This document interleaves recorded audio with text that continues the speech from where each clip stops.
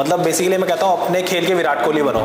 It does not matter कि फिर तुम कौन सी टीम से फाइट कर रहे हो, या फिर अगर इंग्लैंड के हो तो जो रूट बनो, अभी इंडिया के हो तो जो रूट मत बन के दिखाओ।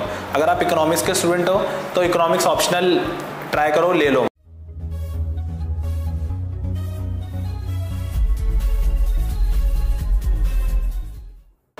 Hi everyone, welcome to Bliss Point Studies and welcome to our initiative of Conversation with the Topper.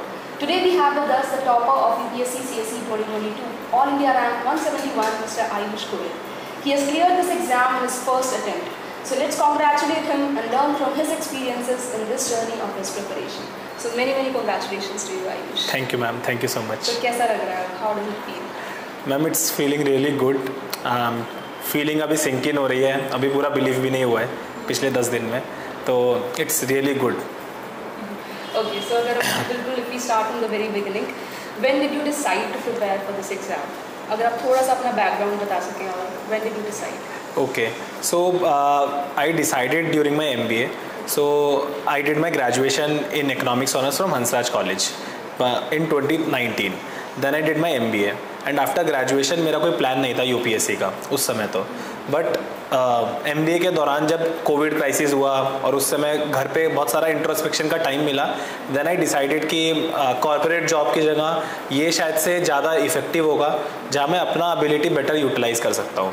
तो तब मैंने रिसर्च करना स्टार्ट करा खुद से कि क्या कर सकते हैं, क्या मेरी एबिलिटी भी है, and I started reading NCERTs जो कि मेरे को पता लगे कि करना है नहीं करना है। तो बेसिकली अगर मैं देखूँ तो अब मैंने स्टार्ट करा था जनवरी 2021 में, बट मैंने जॉब भी करा जून 2021 से दिसंबर 2021, एंड व्हेन आई फाउंड कि भाई हाँ मेरा डेडिकेशन है अच्छे से इसके अंदर, then I left my job, gave prelims 2022 and I am fortunate enough to get clear this exam in the very first attempt. So normally students को बहुत टाइम लग जाता है इस एग्ज़ाम में क्लियर करने के लिए, और बहुत पहले वो डिसाइड कर लेते हैं कि हमें यही करना है, लेकिन आपने एक टाइम के बाद MBA करते हुए आपने डिसाइड किया। सो ऑब्वियसली आपकी कोई पर्टिकुलर स्ट्रैटेजी रही होगी, कुछ एक तरीका रहा होगा उसको फॉलो करने का। सो एनी पर्टिकुलर स्ट्रैटेजी जो आपने फॉलो की for all the 3 stages, for prelims, mains and interview, कुछ यूनिक आपने फॉलो किया जो एस्पिरेंट्स को हेल्प कर सकता है? राइट, आई वुड से 3 चीज़ें इनफैक्ट जो मैंने यूनिक फॉलो की। फर्स्टली इज़ की minimise my notes. There is this topper called Himanshu Jain, AIR 4. He said one thing that minimize the resources and maximize the revision. Ultimately वही करना है, एक चीज़ को 10 बार पढ़ो इंस्टेड ऑफ 10 चीज़ को एक बार पढ़ो। तो ये स्ट्रैटेजी मेरा प्रीलिम्स मेंस दोनों में सेम ही स्ट्रैटेजी था, तो ये चीज़ मैंने रिलीजियसली फॉलो किया था। Secondly my use of OneNote. So many of the people here use handwritten notes etcetera, वो भी गलत नहीं है, उससे लोग रैंक 1 भी लेकर आ रहे हैं, बट अगर आपको बहुत एफिशिएंटली और फास्ट पेस्ड ग्रोथ चाहिए ना, तो वन नोट काफ़ी इफेक्टिव है, because there in you can edit all the things. तो मैंने बहुत अच्छे से वन नोट फॉलो किया था, उसमें बनाया था। And third thing, I used all the coaching या फिर टेस्ट सीरीज सब ऑनलाइन किया था, so that I can reduce my time, क्योंकि घर पे बैठ के आप किसी भी टाइम चीज़ें कर सकते हो। प्रॉपर टाइम मैनेजमेंट किया आपने? Exactly, yes. एंड इंटरव्यू के लिए कोई स्पेशल प्रिपरेशन जो आपने की हो? हाँ, तो इंटरव्यू के लिए देखो, interview ultimately is the test of all your knowledge during prelims and mains only. तो ऐसे स्पेशली कुछ नहीं किया था, बट जो भी मेरा बैकग्राउंड था ना, for example my state, my college, I read all those websites thoroughly and expected questions from your डैफ। मेरे को पता था कि मेरा MBA का बैकग्राउंड है एंड ज़्यादा लोग नहीं जाते MBA वाले, तो मेरे को पता था वो क्वेश्चन पूछेंगे कि कॉर्पोरेट जॉब छोड़ के क्यों आए हो, and that was the very first question. IIM से करने के बाद आप क्यों आए हो? So the first question Preeti Sudan ma'am said to me that you had a very good job, you have a very good profile, I don't think this job will satisfy your ambitions. I knew that the question will come only, तो मैंने वो prepare करा था वो question. तो इस तरह से मैंने जो भी मेरे टच पॉइंट्स थे ना जिस भी जगह के थे, उसके बारे में 2-2 पेजर बना लिया था एंड ढेर सारे मॉक इंटरव्यूज़ दिए थे, तो that was my main strategy. तो जैसे अब coming to optional subject, normally students ये इसमें भी कंफ्यूज हो जाते हैं कि कौन सा ऑप्शन चूज़ करना चाहिए। So what is your suggestion to those aspirants जिनको कंफ्यूजन रहता है कि what optional to choose? Right, so बहुत सारे लोग ना प्रीवियस ट्रेंड्स के हिसाब से ऑप्शनल देखते हैं कि किस में मार्क्स ज़्यादा आते हैं। मैं उसमें कम बिलीव करता हूँ। मैं बिलीव करता हूँ कि जिसमें आपका इंटरेस्ट हो और जिसमें आप अच्छे हो, मतलब बेसिकली मैं कहता हूँ अपने खेल के विराट कोहली बनो। इट डज़ नॉट मैटर कि फिर तुम कौन सी टीम से फाइट कर रहे हो, या फिर अगर इंग्लैंड के हो तो जो रूट बनो, अभी इंडिया के हो तो जो रूट मत बन के दिखाओ। अगर आप इकोनॉमिक्स के स्टूडेंट हो तो इकोनॉमिक्स ऑप्शनल ट्राई करो, ले लो, मतलब ज़्यादा हेल्पफुल रहेगा अगर आपने पढ़ाई अच्छे से करी है। ऑब्वियसली इट्स नॉट नेसेसरी कि वो लो, बट अगर आपको लगता है कि ना कॉन्फिडेंस है तो आपका ना आधा कोर्स वहीं ख़त्म हो जाएगा। मेरे पास ऑप्शन था कि मैनेजमेंट ऑप्शनल लूँ क्योंकि मेरा MBA भी था, और इकोनॉमिक्स ऑप्शनल लूँ, बट आई फाइंड कि economics optional is more scoring if you work hard enough. Also it has syllabus जो है वो काफ़ी ज़्यादा ओवरलैप होता है GS3 के साथ, तो आधा पेपर वो भी कवर हो जाता है। तो you have economics as your optional, so कोई ऐसी particular strategy for your option subject are you following? Main strategy मेरा था कि जो पेपर 1 है ना उसमें मैं ज़्यादा टाइम स्पेंड करूँ। I spend around 65 to 70% of my time in the paper 1, because वो पहली बात तो स्कोरिंग बहुत है वो पेपर, एंड सेकेंड थिंग वो टेक्निकल है, तो अगर आपने वो अच्छे से करा ना तो पेपर 2 आपका हो जाएगा धीरे धीरे। तो that was the main strategy. And one more thing I would say is that economics का जो बुक्स है ना बहुत बल्कि हैं सारे के सारे, स्पेशली पेपर 1 के, तो मैंने उसके बहुत ही शॉर्ट नोट्स बना लिए थे। इनफैक्ट एंड तक आते आते 100 पेज के अंदर मेरे 5 सब्जेक्ट कवर हो गए थे पेपर 1 के। वो बिल्कुल छोटे छोटे नोट्स, जो भी इंपॉर्टेंट क्वेश्चन है एंड PYQs, तो अगर वो करोगे तो चांस है कि you will score at least 125-130 and it can go as high as 150 also.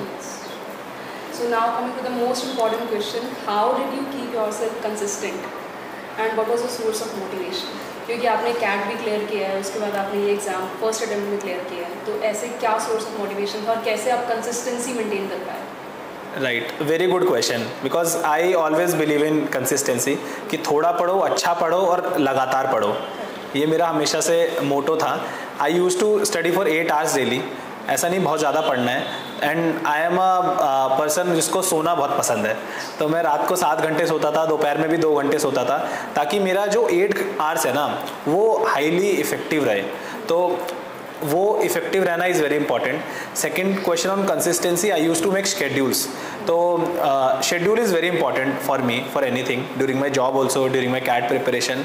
I use to make schedule in boxes, like मैं टेबल बना लेता मैट्रिक्स 4x4 की matrix, and I use to divide my day in like 4 blocks 2 hours each के, और 4 different subject पढ़ना है, and 1 week का status forward में बना के रखता था, और जो जो चीज़ कवर होती थी उसको मैं कट करता जाता था।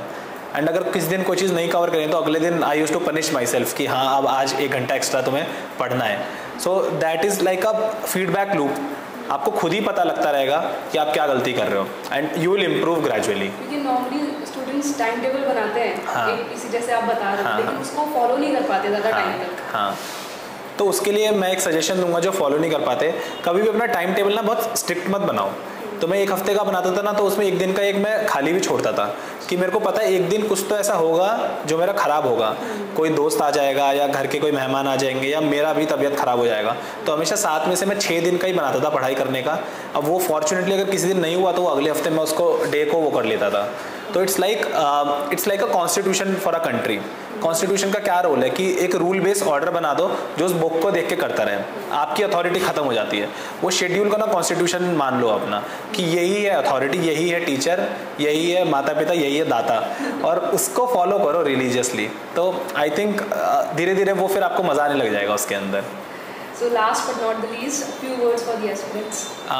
आई थिंक सबसे इम्पॉर्टेंट है कि जो भी आप स्ट्रैटेजी फॉलो कर रहे हो, which ever the strategy it is, trust your strategy, मतलब ट्रस्ट द प्रोसेस। एंड जो भी आप कर रहे हो ना, मान के चलो कि मैं सही कर रहा हूँ, क्योंकि मार्केट में ना बहुत तरह के नोट्स और बहुत तरह की चीज़ें आएंगी, तो वो आप फॉलो करते रहो जो अभी आप कर रहे हो। ऑब्वियसली आपको चेंज करनी पड़ सकती हैं चीज़ें, बट लगातार किसी भी चीज़ को करोगे ना, मतलब अल्टीमेटली इस एग्ज़ाम में कंसिस्टेंसी इज़ द की। ये नहीं कि आज कम करा और कल ज़्यादा किया, तो कंसिस्टेंसी रखो। बाकी दूसरी चीज़ कि 2 चीज़ें अपने साथ ज़रूर रखो, one is emotional support, second is a hobby. If you see this exam is very long, 1-1.5 साल लग जाता है, तो मैं एक्सपेक्ट नहीं कर सकता किसी से कि वो लगातार 1 साल तक पढ़े और कोई भी लेजर एक्टिविटी ना करे। तो एक हॉबी रखो, जैसे मेरा तो म्यूज़िक सुनना था, जब भी मैं स्ट्रेस फील करता था तो म्यूज़िक सुनता था। And emotional support, my mother was always my emotional support. तो आपका कोई भी, आपकी गर्लफ्रेंड हो सकती है या फिर पेरेंट्स हो सकते हैं या फिर कोई भी हो सकता है, तो एक जेन्युइन इमोशनल सपोर्ट होना, ये 2 चीज़ें अगर आपके साथ हैं तो आप एस कर सकते हो exam. Thank you so much, Ayush, for joining us. All these things that you have told will be helping the aspirants as well. Thank you so much for joining us and congratulations again. All the best. Thank you so much, ma'am.